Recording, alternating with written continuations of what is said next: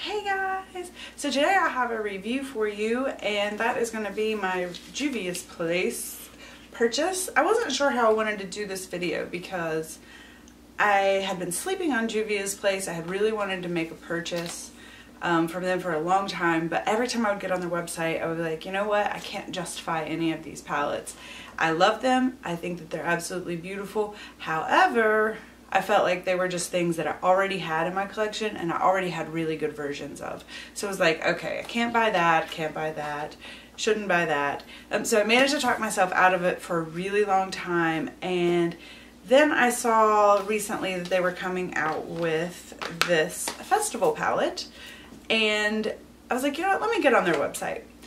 And I get on their website and I'm looking at this palette, and then I realized that I had totally missed over Christmas when they had came out with the Douce palette.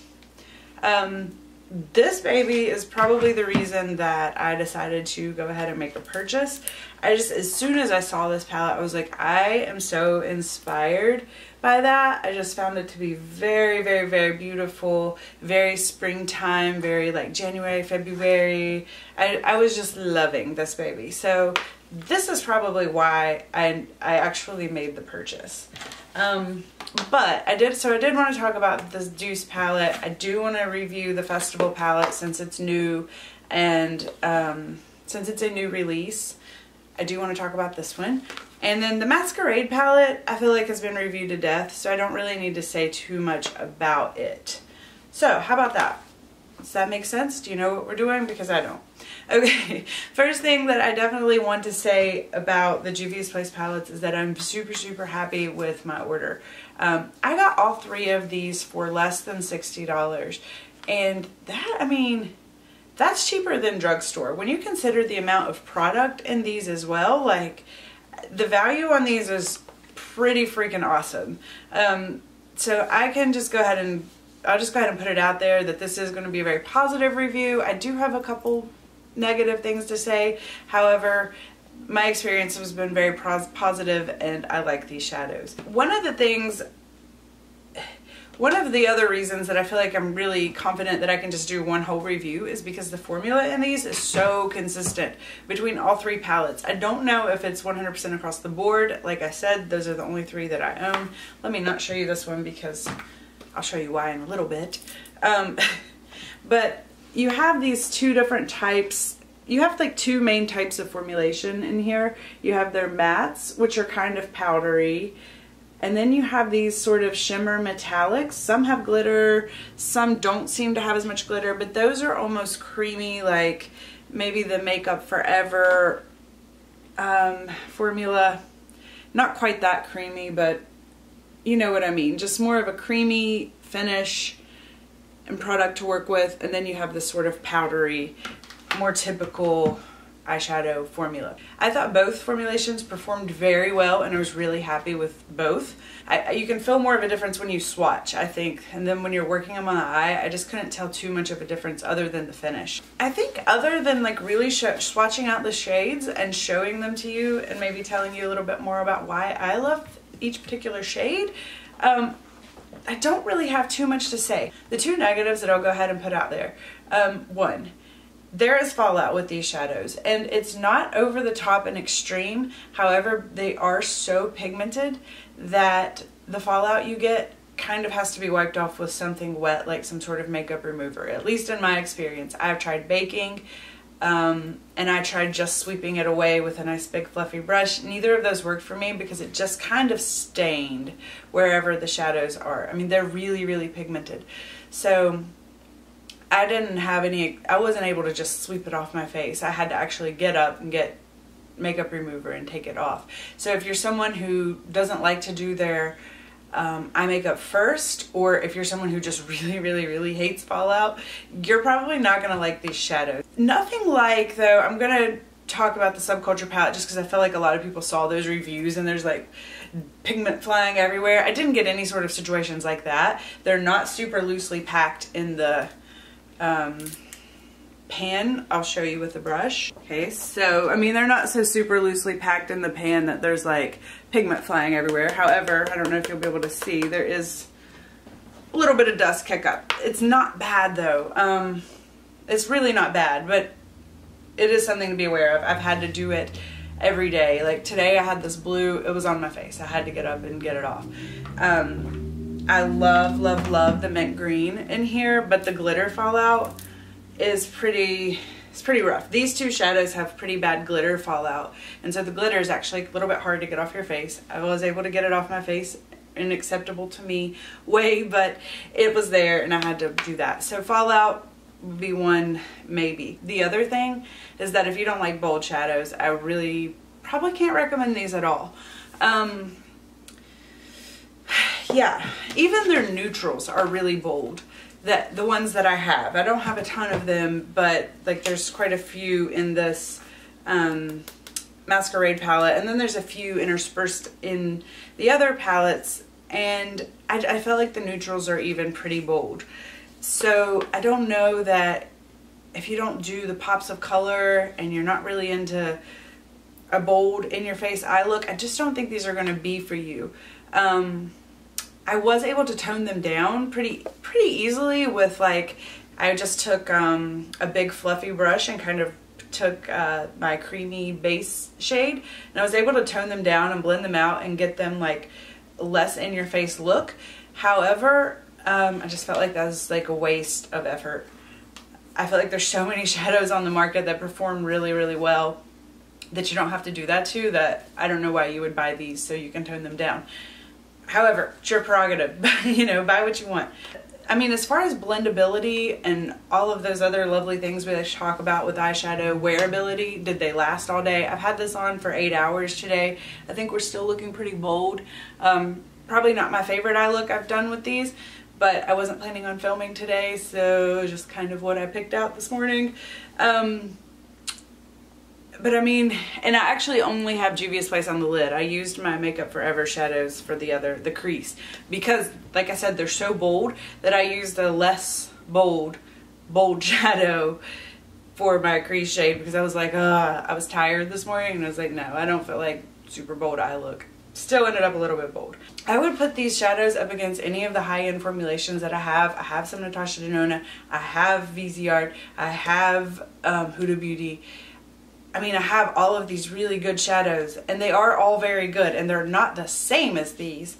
However, I would put them all on even par. All of them have their pros and cons, and if you didn't know these were like $20 palettes and you paid high-end prices for these, I don't think that you would be like super disappointed. So yeah, I would definitely put these on par with, on an even keel with all of the shadows that I already own that I love. So yeah, I mean, that's really the review as far as Juvia's Place is concerned. I know in the beginning, initially, I think there was some issues with shipping and all of that stuff. I don't know anything about that. I personally didn't have any bad experience with getting my order or anything else. I actually got it so fast that I got the shipping notification and I was like, oh, they're shipping out my palettes today. And I was like, no, they're being delivered at your house today. And I was like, what? So it was like 2 days or 3 days. I was just in shock. I wasn't even like expecting them. So it was crazy how fast I actually did get them. So I had 0 complaints in that department. So yeah, that's really the review. I'll swatch these out for you and kind of show you what I love. I'm going to swatch these two out, the Festival and the Douce. The Masquerade palette you guys have seen before, and it's pretty much everywhere. So I'll switch my camera angle and we'll have a swatch fest, and then I'll see you guys again later. Bye! I thought I would swatch this palette out first. It's the Festival palette. It's the newest release, so this one's the one you probably haven't seen hundreds of already. If you can see, I dropped this, and I dropped it very, very lightly. Had it been any other palette shadow in my collection, I don't think it would have crumbled like that. So I will say that these are pretty soft. Yeah, so let me just go. We'll just start with that. This shadow I'm a little bit disappointed in. It looks red. See how we have fallout there. I am swatching very lightly, and I do not have any sort of primer. on my arm, but I'm most disappointed in that shadow just because I think on my skin tone it does not look red. It looks more like a hot pink. It's not showing up here on camera right now, but that is in fact what it looks like on me. Then we'll do this white. I shouldn't have done that red first, huh? And see how that red's getting in everything. So, I mean, this is gonna look pink. There's no way, but we'll work through it. So that looks pink, but as you can, I mean, I'm in some ways just trying to show you how these perform as well. We'll go ahead and swatch this bad boy. Oh my. We have this nice bright orange. See, once again, we have some fallout, but I mean, that is pretty bold for a brush swatch. Wipe this off. This is one of my favorite shadows in the palette.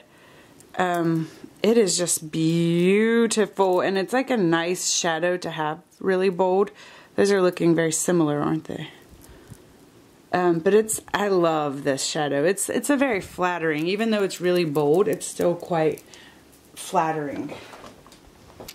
Okay, so I started swatching and the camera wasn't on. I had to actually wash those other swatches off my arm because they were staining, so my other arm is now wet. Anyway, so there's the bright pink. There's the bright pink brush swatch. It's not a very good brush swatch. I'm just left-handed here. I'm not a lefty. So that's pretty. I actually haven't worn the pink yet. I think that's the only shadow in here that I haven't worn. Sorry, I'm not very good at this. Maybe I'll just finger swatch the next palette because you're getting an idea of the performance of these. Yeah, I wore that one the other day and I loved it. I also have some looks. You know what, I'm just going to finger swatch now because you get it. They're good. I have some eye looks that I'll also incorporate at the end of the video, but there's the rest of your swatches of the festival palette. It is beautiful. I really like the festival palette, but I love this palette even more. I'm really inspired by this palette, and that means a lot to me. The one shade I don't like in here is actually this brown, and there's something about it. I think it's just too warm for me. It just doesn't, I don't know. I don't love that. I think I'll like it more in the winter, or in the summer, I'm sorry. I think it'll look more flattering on my skin tone in the summer. So then we have this nice pretty shimmery pink. Love that pink. That pink ends up being a lot warmer than I initially thought. I was actually surprised. I was like, hold on, that's creating a really warm look. Love this green. I did have a lot of fallout. I was blending it up in my crease though, so I was really blending on it, but I got a lot of fallout from it. Nice bright. I don't think I've worn that one yet either. Just really haven't been in the mood for that kind of color. Oh, that one is a stunner. This one actually ends up being more of just an all over like base shade. As you can, okay, so memory card problems of course, but if you didn't see this guy, as you can see, it blends out. It's like basically my skin tone. So I'm actually able to use that one as a setting shade to set my concealer or my primer or whatever I lay down. This guy I really like.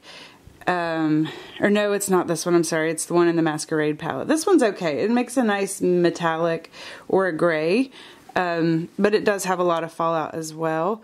And then there's this one that I'm still kind of playing with. It's actually, these two look a lot more similar blended out in the on the eye.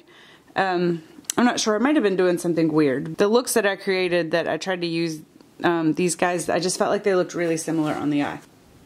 Okay, so I do want to show you this. When I swatched this, I didn't blend it that well, and see how I'm getting fallout right here? That's what I mean, guys. That's what I mean. You're going to have some fallout. So be prepared. Anyway, so yeah, I love these palettes. I'll insert the eye looks. I'm sorry my eye looks aren't really all that great.